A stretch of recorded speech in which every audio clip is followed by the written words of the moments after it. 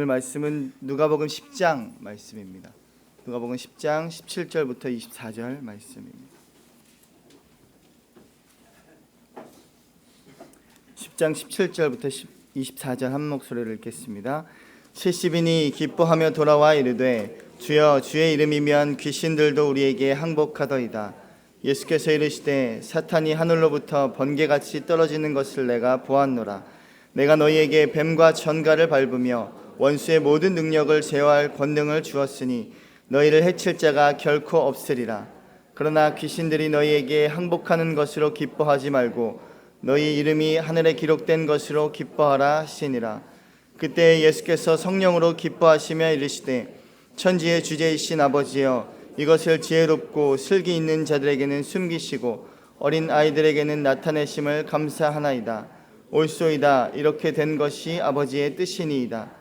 내 아버지께서 모든 것을 내게 주셨으니 아버지 외에는 아들이 누구인지 아는 자가 없고 아들과 또 아들의 소원대로 계시를 받은 자 이외에는 아버지가 누구인지 아는 자가 없나이다 하시고 제자들을 돌아보시며 조용히 이르시되 너희가 보는 것을 보는 눈은 복이 있도다.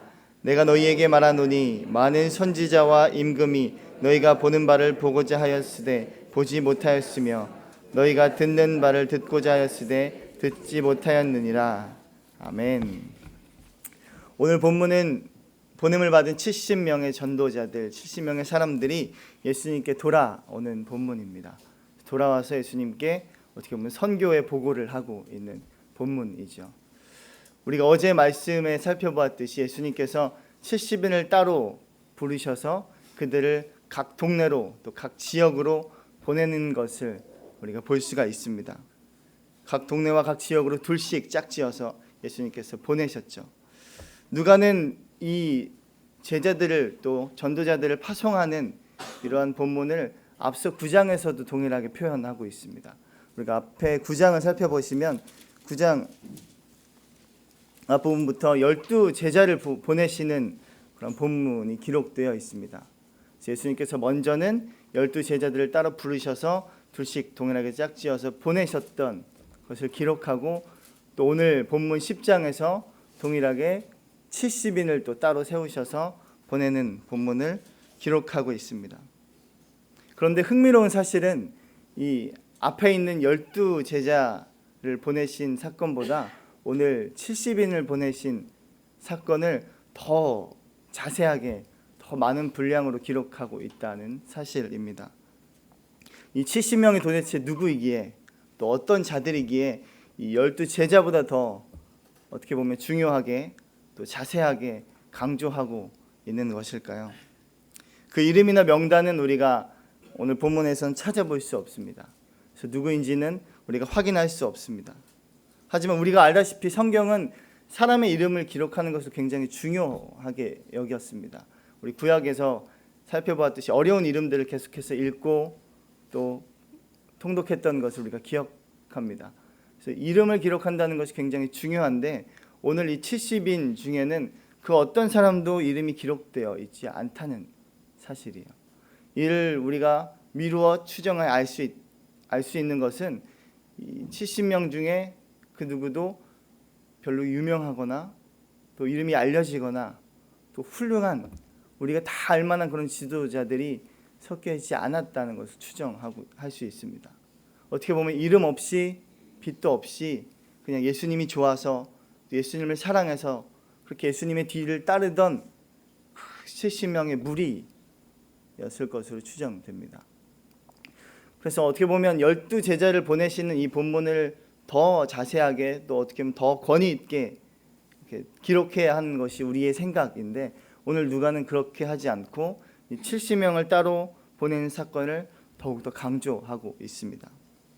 이것은 무엇이냐면 하나님의 나라는 선택된 몇 명의 사람들, 훌륭하고 뛰어나고 지도자인 그 몇 명의 특정한 목사, 장로 이런 특정한 사람들이 아니라 바로 하나님을 사랑하는 그래서 예수 그리스도를 뒤따르는 그 모든 백성들을 통해서 복음이 전파되고 하나님 나라가 세워진다는 사실을 강조하고 있는 것입니다. 그래서 누가는 뒤에 보면 사도행전을 썼죠. 사도행전에 보면 이와 같은 내용들이 더 자세하게 나와 있습니다. 수많은 이름이 알려지지 않은, 또 이름이 언급되지도 않은 수많은 사람들에 의해서 이 복음이 전파되고 하나님 나라가 가까이 왔음을 이렇게 전파하는 놀라운 복음의 파동이 계속해서 설명되고 있습니다. 누가는 이런 것을 강조한 것이죠.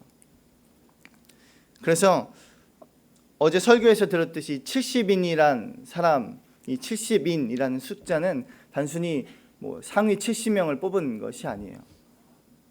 어제 말씀대로 이 70인은 상징적인 숫자로 우리 모든 사람들을 뜻합니다. 그래서 70인을, 이름이 알려지지 않은 이 70인을 보냈다는 것은 우리 모두를 보냈다라는 뜻과 동일합니다. 우리 17절 말씀에 그렇게 나와 있는데요. 17절 말씀 함께 읽어볼까요? 시작. 돌아와 이르되 주여 주의 이름이면 귀신들도 우리에게 항복하여이다. 이 70인이 돌아왔습니다. 그 전에 이미 보냄을 받았다는 것이죠. 우리 또한 동일하게 보냄을 받았을 때 우리가 지금 태어난 것이, 또 우리의 삶의 자리에 있는 것이 단순히 우연히 어쩌다가 있는 것이 아니라 하나님께서 우리를 보내셨다는 사실을 우리가 기억해야 합니다. 하나님께서 각 동네와 각 지역으로 이 70인을 보내셨듯이 오늘 여기 앉아 계신 우리 모두를 하나님께서는 우리의 삶의 자리, 각 그 동네와 또 그 지역과 우리가 자리하고 있는 그곳으로 우리를 보내셨음을 기억해야 합니다. 하나님께서 저와 여러분을 보내셨다는 것을 믿으시기 바랍니다. 이렇게 하나님께서 우리를 보내셨다는 사실을 우리가 인지한다면 우리가 하루하루를 어떻게 살아야 할지를 다시 한번 생각해 볼 수 있습니다. 평안을 전하고 또 평안을 사는, 또 하나님의 나라를 전하고 하나님의 나라를 사는 저와 여러분이 되어야 할 것입니다. 17절 말씀 볼 수 있듯이 제자들이 돌아왔습니다. 보냄을 받고 돌아왔습니다. 보냄을 받았기 때문에 돌아왔어요. 달리 말하자면 돌아올 것이 있기에 예수님께서 보내셨다는 사실이에요. 우리 또한 동일합니다. 우리도 하나님께 각자의 자리, 각자의 삶의 자리, 각자의 직장으로 하나님께 보냄을 받은 자들입니다. 그렇기 때문에 기억해야 할 것은 우리 또한 돌아갈 곳이 있다는 것이죠. 언젠가 오늘 말씀의 기쁨으로 제자들이 예수님께 돌아왔던 것처럼 우리 또한 기쁨으로 예수님의 품으로, 저 본향으로, 저 천국으로 돌아간다는 것입니다. 그래서 우리가 삶을 사는 이 삶의 자리가 단순히 이것으로 끝나고 여기서 만족하는 자리가 아니라 우리가 보냄을 받은 자리, 돌아갈 곳이 있다는 것을 기억하시기 바랍니다. 그래서 70인은 말씀에 보면 기뻐하며 돌아왔다라고 말씀하고 있습니다. 이 기쁨의 이유는 무엇일까요? 바로 주의 이름으로 선포했을 때 귀신들도 항복하더이다. 예수님께 이 기쁨의 흥분을 감추지 못하고 예수님께 오고 있는 모습을 볼 수 있습니다. 예수님께서 이들을 보내실 때 하셨던 말씀을 기억하시죠? 앞에 보면은 어제 말씀 본문에 계속 나와 있습니다. 예수님께서 평안을 전하라고 말씀하셨어요. 너희가 평안을 전하고 또 그 집에 들어가서 병자들을 고치고 또 하나님의 나라가 가까이 왔음을 선포하라 라는 세 가지를 말씀하셨습니다. 그런데 오늘 제자들이 이 기쁨의 흥분을 감추지 못하고 온 사실은 뭐냐면 이런 것들 이외에 귀신들이 나가는, 예수의 이름을 선포했을 때 귀신들이 떠나가는 어떻게 보면 놀라운 경험을 했기 때문입니다. 예수님께서 제자들을 보내셨을 때 하셨던 그 말씀 그 이상으로 제자들이 놀라운 경험을 했다는 거예요. 어떻게 보면 뜻밖의 경험이고 뜻밖의 축복입니다. 우리 신앙생활이 바로 그렇습니다. 우리가 예수님을 따라 사는 길, 또 예수님을 믿는 길이 결코 편하지 않습니다. 안락한 길을 걷는 것이 아니죠. 어떻게 보면 고난을 각오한 길이고 또 어떻게 될지 알면서 오늘 앞절 말씀에 보면 어린 양을 이리에게 보냄과 같도다 라고 말씀하셨어요. 어떻게 보면 일이라는 이 세상의 무리에 우리가 어린 양이 되어서 가는 이 길입니다. 고난을 작정한 길인데 그럼에도 불구하고 놀라운 사실은 그러한 길에서도 뜻밖의 축복을, 또 뜻밖의 기쁨을 맛본다는 것입니다. 그런 기쁨을 맛보고 계시죠? 가난해지는 축복이에요. 저는 제가 태어나면서 저희 집이 가난해지기 시작했습니다. 어떻게 보면 축복의 원흉이죠. 제가 태어난 시점으로 가세가 기울기 시작하면서 가난해지는 축복을 얻었습니다. 그래서 가난해졌기 때문에 제 아버지가 깊이 하나님을 만나게 됐고요. 그래서 목회자의 길로 뛰어드는 그런 어마무시한 축복을 얻게 됐습니다. 지금은 웃으면서 말할 수 있어요. 그때 당시에는 그게 축복인지 모르고 또 그게 정말 기쁨인지 몰랐지만 지금 돌아보니 이것이 진정한 축복이었고 또 진정한 기쁨입니다. 누가 상상할 수 있겠습니까? 누가 예상할 수 있겠습니까?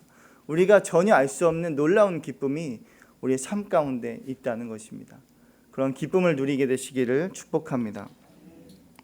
이 70인 전도자도 이 놀라운 기쁨의 소식을 감추지 못하고 예수님께 와서 이 흥분된 어조로 예수님께 보고하고 있습니다. 그러자 예수님께서도 동일하게 그 흥분된 그 기쁨으로 말씀하고 계십니다. 18절 19절 함께 읽겠습니다. 시작.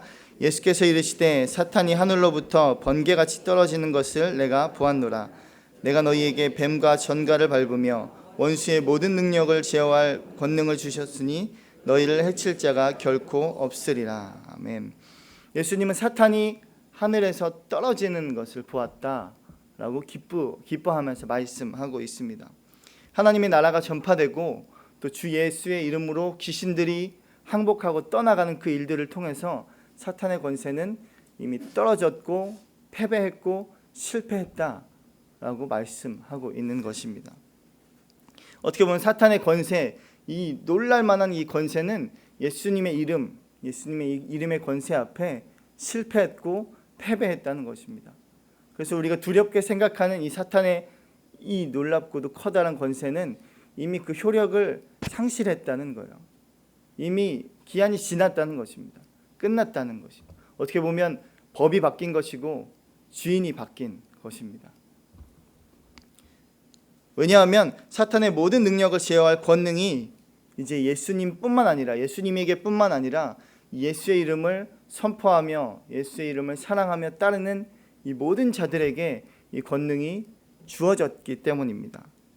18절 19절 말씀 보시면 권능을 너에게 주었으니 라고 말씀하고 있습니다. 이미 주신 것이죠.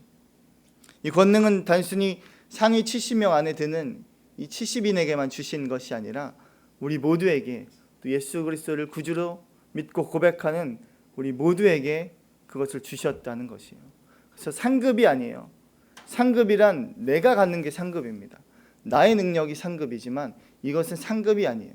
나의 능력이 아니라 바로 예수님의 능력이기에 그렇습니다. 우리 빌립보서 2장 9절에서 11절 말씀 함께 찾아보겠습니다. 빌립보서 2장 9절부터 11절까지 말씀입니다. 함께 읽겠습니다.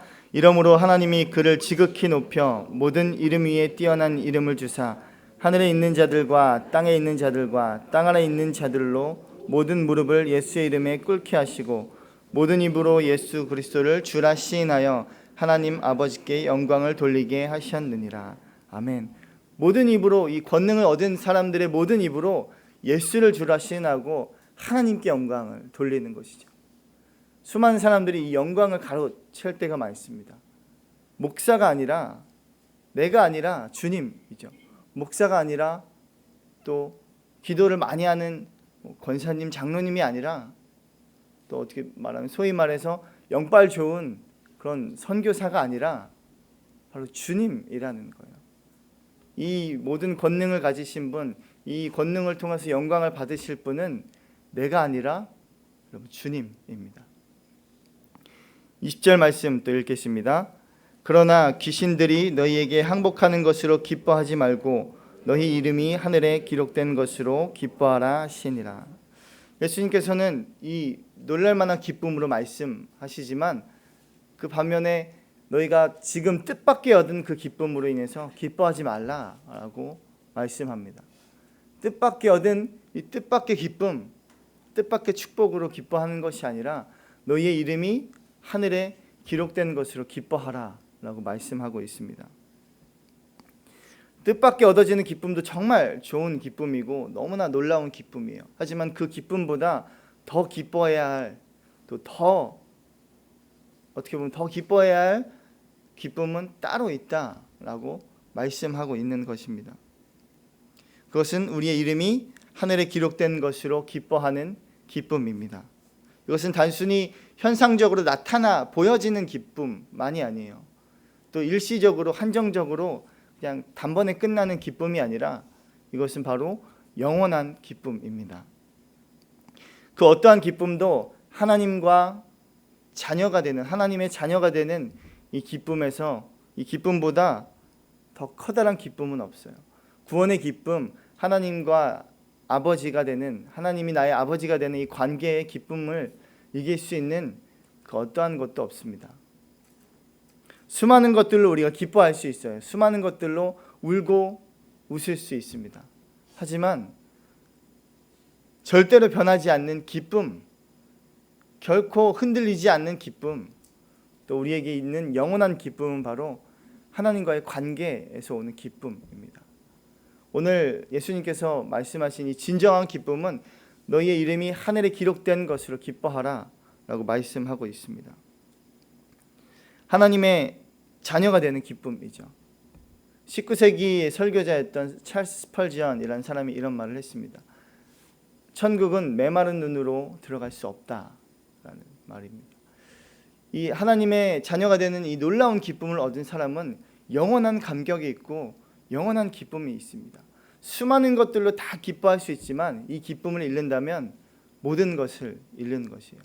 수많은 기쁨이 하나도 없어도 이 하나의 하나님의 자녀가 되는 기쁨이 있다면 여러분 영원한 기쁨이고 모든 것을 얻는 기쁨입니다. 하나님의 자녀가 되는 놀라운 감격, 이 감격으로, 이 기쁨으로 매일매일 여러분의 눈가에 눈물이 적셔지기를 축복합니다. 21절 22절 말씀 읽겠습니다. 그때에 예수께서 성령으로 기뻐하시며 이르시되 천지의 주제이신 아버지여 이것을 지혜롭고 슬기 있는 자들에게는 숨기시고 어린 아이들에게는 나타내심을 감사하나이다. 옳소이다. 이렇게 된 것이 아버지의 뜻이니이다. 내 아버지께서 모든 것을 내게 주셨으니 아버지 외에는 아들이 누구인지 아는 자가 없고 아들과 또 아들의 소원대로 계시를 받은 자 외에는 아버지가 누구인지 아는 자가 없나이다 하시고, 오늘 이 21절 22절 말씀은 앞에 마태복음에 있는 동일한 말씀을 인용했습니다. 마태복음 11장 25절부터 27절 말씀을 우리가 살펴보면 오늘 21절 22절 이 본문이 그대로 기록되어 있음을 볼 수 있습니다. 토시 하나 틀리지 않고 그대로 기록되어 있어요. 하지만 다른 점이 하나 있다면 이 빨간 글씨는 그대로 기록되어 있는데 그 앞에 있는 설명입니다. 누가복음에서는 예수님께서 성령으로 기뻐하셨다라는 사실을 기록하고 있습니다. 예수님께서 성령으로 기뻐하시며 하나님께 기도하고 있는 것이에요. 예수가 성령으로 천지의 주제이신 아버지께 함께 대화하며 함께 교제하며 그렇게 기도하고 있는 본문입니다. 성부, 성자, 또 성령 하나님, 이 삼위일체 하나님께서 교제하며 대화하고 있는 모습입니다. 그래서 22절 말씀에 아버지가 아들을 알고 또 아들의 계시를 받는 자들이 아버지를 아는, 이 아는 것, 이 알미란 단순히 지식적인 알을 넘어서는 것이에요. 어떻게 보면 관계적이고 인격적인 알을 뜻하는 것입니다. 이 안다라는 헬라어는 부부의 동침을 말할 때도 이 안다라는 헬라어를 씁니다. 그래서 마리아가 남자를 알지 못하되라고 쓸 때 이 단어가 동일한 본문이에요. 그러니까 단순히 지식적으로 머리로만 아는 것이 아니라 경험적으로 인격적으로 이 모든 알을 뜻하는 말이 바로 아버지가 아들을 알고 또 아들의 계시 받은 자들이 아버지를 아는 알미라는 것이죠. 지식을 넘어서 하늘의 이름이 기록되는 이 관계적인 알미고 또 성부, 성자, 성령 하나님께서 서로 교제하시며 대화하시면서 기도하셨던 것처럼 우리가 주님을 그렇게 인격적으로 알아가는 주님과의 교제를 뜻하는 것입니다. 그래서 안다는 것은 바로 이거예요. 하나님을 안다는 것은 단순히 지식적인 것을 넘어서는 것입니다. 하나님을 깊이 알게 되시기를 축복합니다. 23절 24절 읽고 마치겠습니다. 제자들을 돌아보시며 조용히 이르시되 너희가 보는 것을 보는 눈은 복이 있도다. 내가 너희에게 말하노니 많은 선지자와 임금이 너희가 보는 바를 보고자 하였으되 보지 못하였으며 너희가 듣는 바를 듣고자 하였으되 듣지 못하였느니라. 아멘. 그리고 예수님께서 제자들을 돌아보시면서 말씀합니다. 너희가 보는 것을 그 보는 눈은 복이 있다 라고 말합니다. 너희가 보는 것이 무엇일까요? 바로 예수님입니다. 예수 그리스도이고 또 그분을 통해서 이미 임한 하나님의 나라를 보는 눈입니다. 이는 구약에서 수많은 사람들, 또 수많은 선지자들, 또 수많은 왕들이 갈망하고 소망하였던 그 눈이라는 것이에요. 예수님께서 그 많은 사람들이 갈망하였으나 보지 못하였을 때 너희는 보았다라고 제자 그 70인에게 말씀하고 있습니다. 그럼 우리는 어떻습니까? 우리는 예수님을 보았습니까? 단순히 축복받은 눈은 그 1세기 때 한 30년 동안의 잠깐의 삶을 살았던 이 사람들만 받았던 축복일까요? 요한복음에서는 이렇게 설명합니다. 태초에 말씀이 계셨고 그 말씀이 육신이 되어 이 땅에 내려오셨음을 선포하고 있습니다.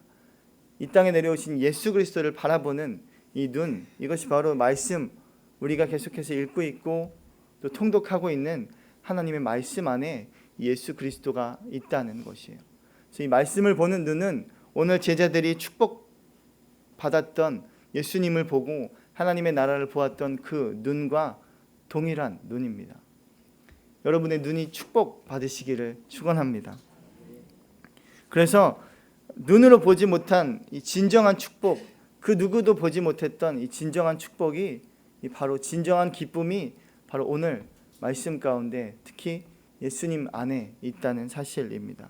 그래서 우리 구주 예수 그리스도를 아는 것, 이 아는 것은 단순히 아까 말했듯이 지식적인 알미 아니라 관계적인 알미고 또 지식을 넘어서 인격적인 알미입니다. 이것이 바로 우리가 마땅히 기뻐해야 할 진정한 기쁨이다 라고 예수님께서 말씀하고 있습니다. 이 기쁨을 누리며 전파하는 그러한 저와 여러분이 되시기를 축원합니다. 시간 함께 기도하겠습니다. 함께 기도할 때 하나님, 우리가 주님께 받은 이 놀라운 진정한 축복을 회복하는 이 아침 되게 하여 주옵소서.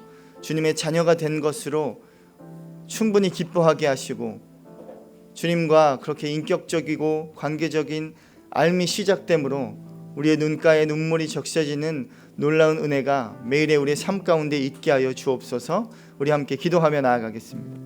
하나님 아버지, 주님, 우리가 주님 진정한 기쁨을 회복하는 이 아침 되게 하여 주옵소서.